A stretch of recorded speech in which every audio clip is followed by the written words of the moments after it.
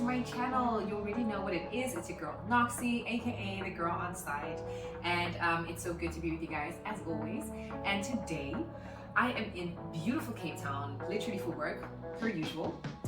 And with all the traveling that I do, I realized like I've racked up quite a few experiences when it comes to traveling for work, and I'm just like, you know what, hey, if anyone can give you a heads up on just everything that can go wrong when you're traveling for work, it's a girl. So please sit back, relax, and enjoy this episode. Just everything to do with my worst work travel experiences. Oh my gosh.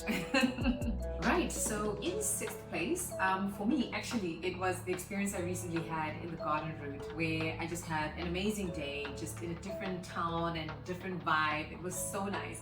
And then right at the end, when it's time to go home, the flight getting delayed, like I swear, I was so frustrated. Like at first, I was taking it easy and you're just like, okay, these things happen. But at some point you just want to get home. You know, you've been up since the crack of dawn and you've been up and down the whole day, you're tired, and then it's just one thing after another. So you can actually go ahead and check that episode out just for the full details. I won't go into it now, but that would be for me like one of the worst experiences I've had. It wasn't nice. Okay, cool. In fifth place, so this was a personal one for me. You guys will recall I had ankle ligament reconstructive surgery. Again, you can go and check out that whole segment. I've just detailed everything to do with that surgery. And at some point I had to travel for work. You know, I've been working from home for the longest time, and it's one thing to do things remotely, but at some point I had to get back to my sites. And I had just started getting back on my feet. I wasn't really using crutches anymore, but I was still wearing the moon boot. And I had to come down to Cape Town. Anyone who's had to rent a vehicle from Cape Town International Airport would know that the car rental section is miles and miles away from the terminal. So here I was with my moon boot, just, you know, still getting back on my feet after surgery. You know, it's not as if I can like walk miles and miles after that. You know, I do like short distances and take my time. So they usually have like a golf cart that takes people from the terminal through underneath at this little bridge, because the airport has like a bridge and all the cars are going. So then to get to car rental, you have to go under the bridge, go up the hill, and then you're at the car rental section. I swear it's probably, you know, about 300 steps. You know, I don't know if people can like measure distance with steps, but anyways, it's a lot for someone who's just undergone surgery. And the day that I came to town was the day that the cart was not available. I almost lost my mind. I was literally standing here like, okay guys, where's the cart? You know, I need to get to car rental. And the security was just like, no, it's not working today. And I couldn't believe, guys. There I was in my moon boot, you know, just still experiencing some pain as well. Just having to literally, as slow as I was walking, go down the hill, go under the bridge, go up again, and get to the damn car rental. So that was not fun. And that is definitely, you know, personal to my own experience, of course. I don't think anybody else would struggle with walking to car rental, but hey, I had just undergone surgery. So that for me is number 5. So when it comes to the next one, I'd say poor planning, guys. That was one of the things that happened to me where I just, you know, you get so busy and you schedule these trips, you know, regularly. I know quite often that I need to come down, or I'll be here and there, whatever the case may be. But then in the midst of having scheduled that trip, you know, you continue with the rest of your life, you know, you carry on with whatever's going on at the office or at home, whatever the case may be. I tend to forget about the trip. So now this time, this trip was scheduled after a long weekend, and you know, everybody's on holiday, and I hate like reaching work people after hours. You know, even me, I'm one of those people like, please don't bother me about work on my weekend, like miss me with all of that. So the same way I hate it, I hate doing it to others. But then now I'm like, I'm flying all the way to Cape Town and not a single soul knows that I'll be there. I can't just show up to the site. What if they're not there, you know?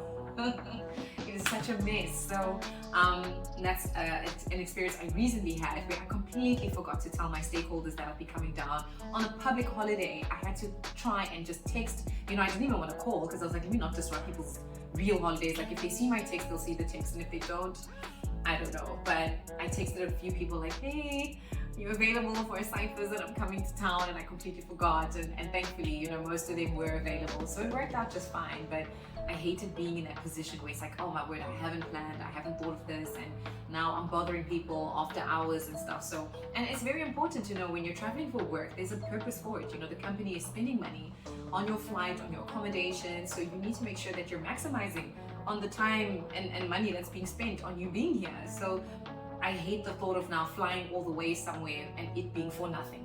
So then hence it really just didn't feel nice just having to bother people like that. But it got sorted out and I did my trips, my site visits and stuff, and everything went fine. Okay, cool. Next, where are we now? We are on number 3. Okay, cool.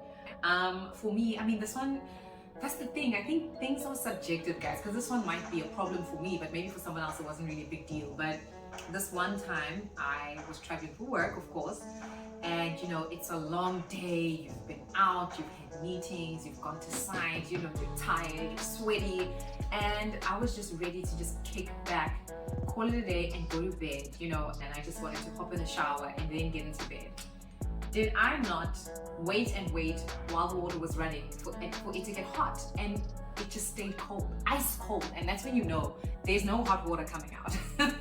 If you've been running a tap for a while and you're in a hotel as well, I was just like, no, surely by now the water will be hot. At 11 o'clock at night, that was the time, by the time I got back and was ready to just go to bed. At 11 I had to like call reception, guys, like no hot water is coming out of my tap, and then they had to send, I don't know, general manager or someone to my room. And imagine at that time, me being as tired as I was, they were like, you know what, ma'am, the best thing to do right now is to just go to a different room. I almost lost my mind, guys. I was like, I'm so tired, like I just want to get to bed. Like I had to now pack my stuff, and that's the thing, by then I'd already just burst open my suitcase. I just grabbed what I need to grab, so everything's all over. I had to now pack my stuff, get my things, and also obviously I was ready to shower, so now I had to get dressed again out of the robe and now go and hop onto another room in the middle of the night.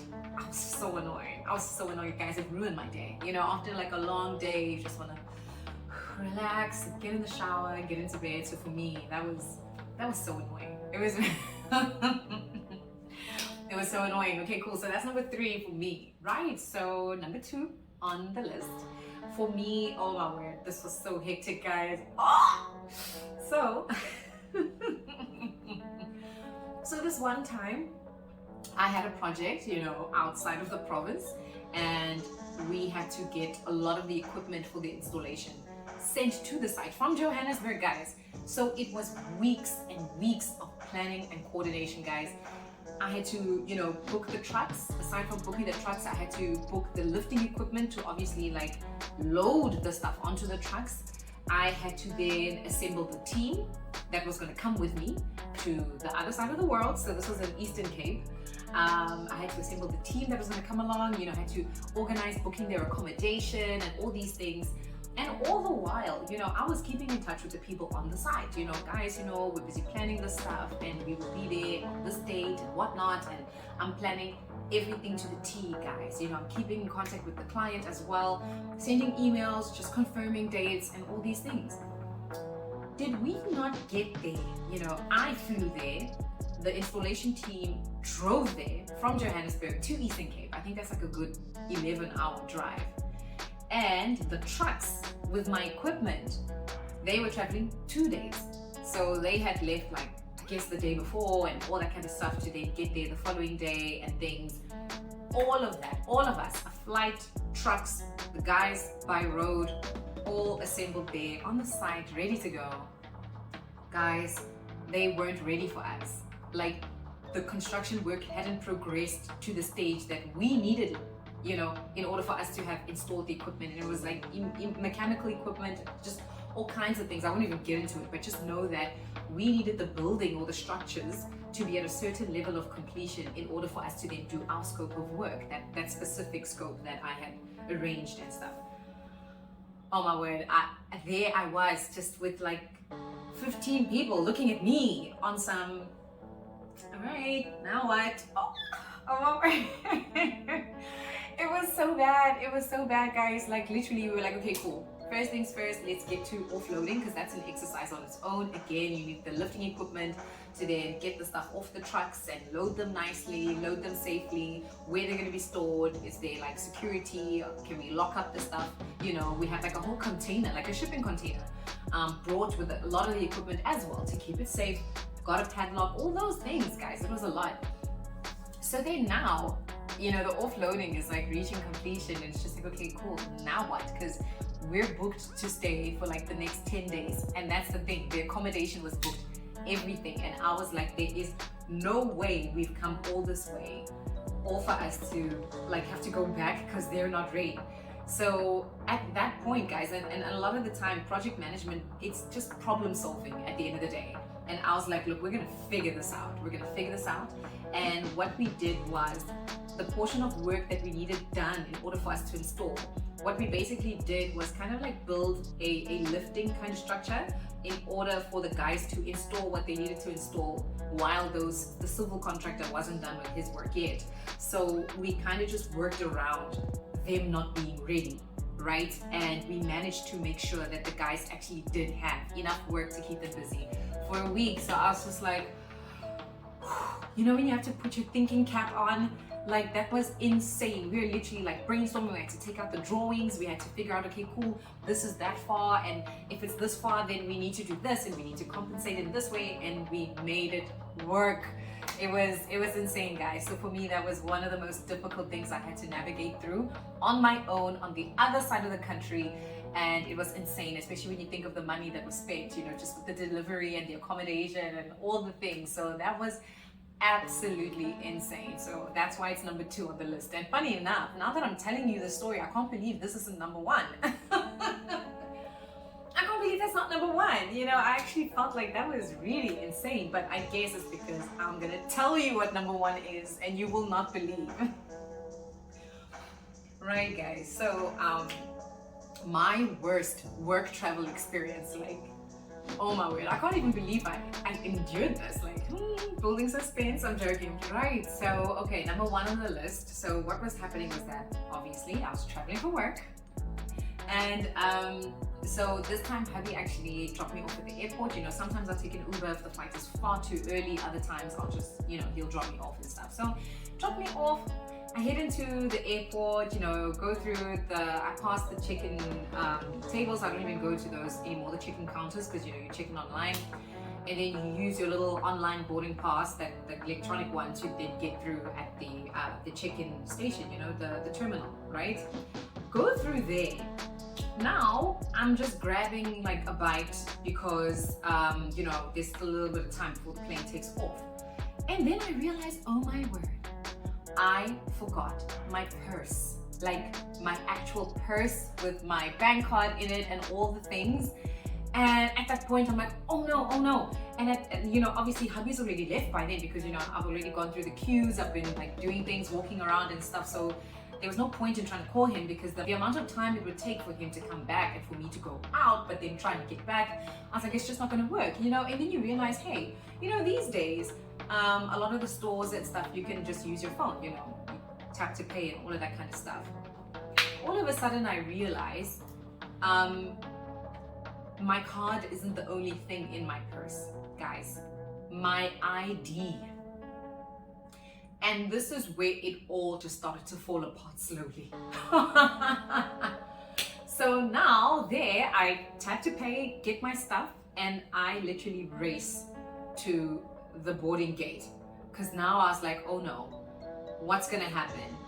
And then I'm like, oh, okay, surely they'll accept an ID copy because I've got a scanned copy of my ID in my email somewhere. I know that they'll accept that. So there I am, race to the boarding gate. I'm like, guys, I left my ID behind, but I'm sure you can accept a copy of my ID on my phone. They were like, no ma'am, we can only accept a copy if it's printed out.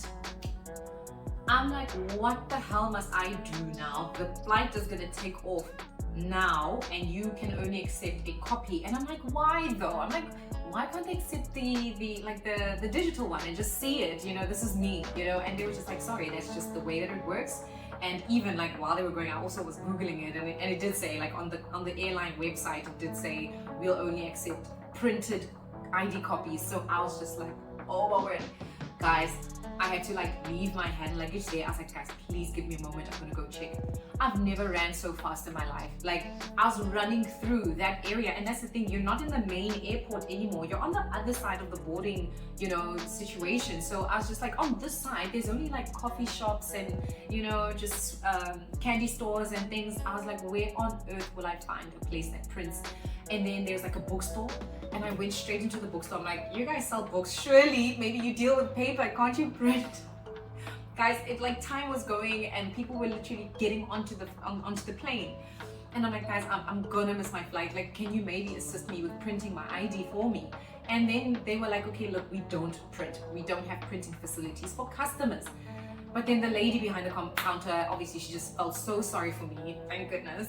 She printed it for me. I had to email her, she printed my ID for me. I had to run back across the whole terminal to get back to the boarding gate. I was literally the last passenger, guys. And then there was somebody else standing there, and I'm like, I think they were gonna get left behind. I think they maybe had a similar situation. I don't know what was going on with them, but they were not now, you know, like some of us who were trying to solve the problem that they had. So they were sitting there, and I'm like, listen, I've sorted myself out. Here's the printed copy. Can I get on the plane now? And then, thank goodness, guys, I got on the plane, and I was in my seat, and I was just like, oh, wow, thank goodness I navigated that. It wasn't over, guys. I'm there, sitting on the flight, and it hits me. Not only was my bank card in my purse, not only was my ID in my purse, my driver's license. My driver's license is in my purse. I'm supposed to land and get the rental vehicle. Oh my word. Guys, I spent the whole flight literally just like, I can't believe this. I literally was sitting on the plane like, I can't believe this mess I'm in because I left my purse. Like, guys, my mind was like racing. I was like, and you know, in flight, you don't have access to anything, you know, I couldn't like Google stuff and figure out what I could do. I was just literally spending the whole flight like, what am I gonna do? What am I gonna do? What am I gonna do? You know, and well, let me not say you know, but in my mind, I was telling myself, you know that you've got a whole day planned. If you can't get a car, how are you gonna get from A to B and all that kind of stuff, right? So then, obviously now I'm starting to solve problems while I'm in the flight. I'm like, okay, you'll take an Uber, you'll do this, maybe you'll figure out a way, blah, blah, blah. But girl, you'll see what happens when you land. I land, head on over to car rental, tell them the situation. Guys, I'm here, I left my purse, I don't have an ID. And literally, they also said the same thing. We will not release a vehicle to someone who does not have a driver's license, because anyways, at the end of the day, it is against the law, guys. You can't drive without a license. Hence, if the cops catch you without your license, you get a fine, or I guess maybe go to jail. I don't know. But okay, cool. So then I was like, okay, what options do I have? I know I'm not the first traveler to forget their license, right? So they're like, what you can do is go to the traffic department and get a temporary license, and then just come back and we'll give you the what's his name, the vehicle. So now I'm like, cool. Then we get an Uber. The Uber will take me to the license department. At the license department, I'll get the temporary license. I'll go back to the airport, get the rental vehicle.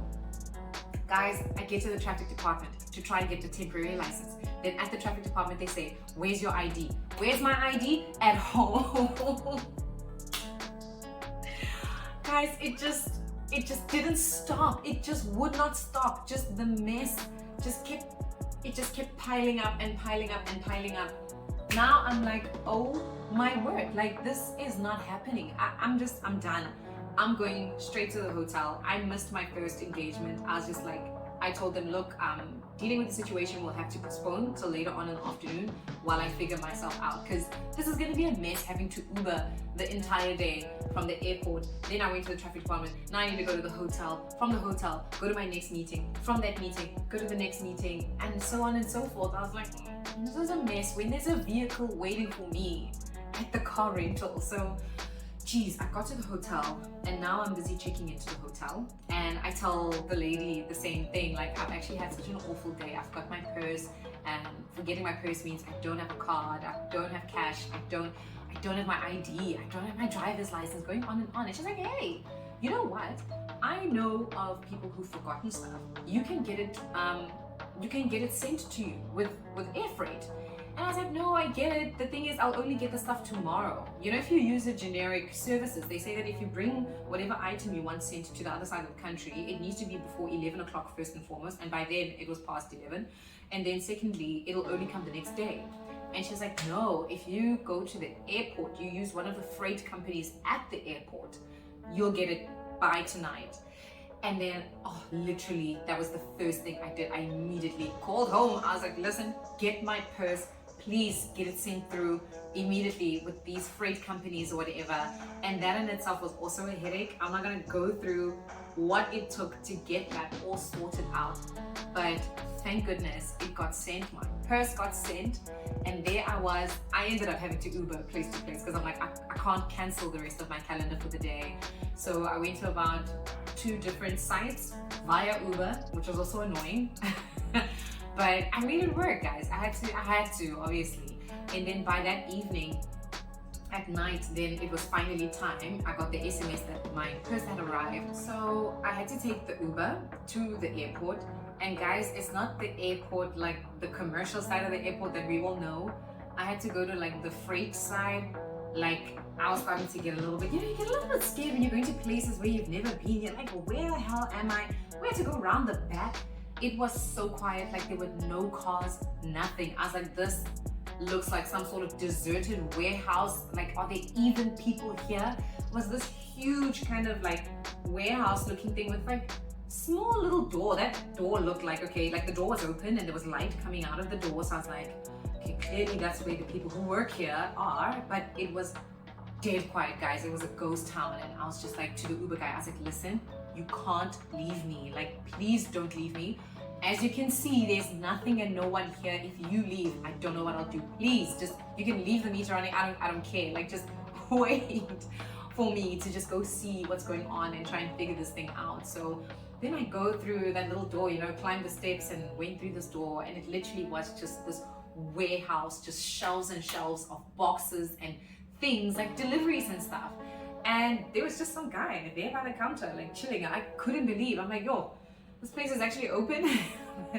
Okay. And I told him like, hey, I have a package delivered, gave him the number, and guys, my purse, oh my word, my purse, oh my gosh, guys, I've never been so happy to be reunited with an inanimate object before. Like, the day I had because of not having my purse, guys, to this day, when I think about all I went through, you know, right from the morning when I was running through the terminal, trying to print my ID, you know, the moment I landed and realized I don't have a license, I couldn't get the vehicle, then the moment I had to Uber from all my meetings, like, it was awful, guys. It was awful. And not having cash, you know, having to use my phone at some places. I mean, in South Africa, guys, like, not all the stores can use tap to pay. Like, some of them have some old card machine that doesn't work. At some point, I did have to go to an ATM and just, you know, withdraw directly from my account because I just couldn't do it anymore. Like, it was so bad. It was so bad. So when I got my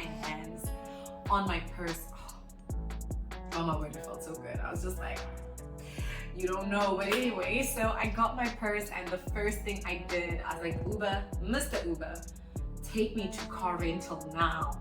And I just got the vehicle, guys, and I was like, finally, life makes sense again. I have the vehicle, I have my purse, I have everything I need. So yeah, guys, that for me was the worst experience I've ever had traveling for work. So yeah, I've done the absolute most out here, but that was insane. That was insane. So look, yeah, that's it, guys. I was just sharing with you a number of things I've been through traveling for work. Let me know if there's anything else you want to know, because along with the worst experiences, I've obviously had some great experiences, and I've been to all kinds of places, you know, from different cities to small towns. I've even done like rural places as well. It's actually been quite insightful. I really am so grateful for the opportunity to travel for work. It's just been, you just experience a whole lot of things, and today, obviously, sharing with you a bit of the negative experiences I've had. So I hope you enjoyed this episode. Per usual, guys, like, subscribe, and please share the content. Help me grow the following, grow this community. Let's keep having conversations, and I look forward to seeing you soon. All right.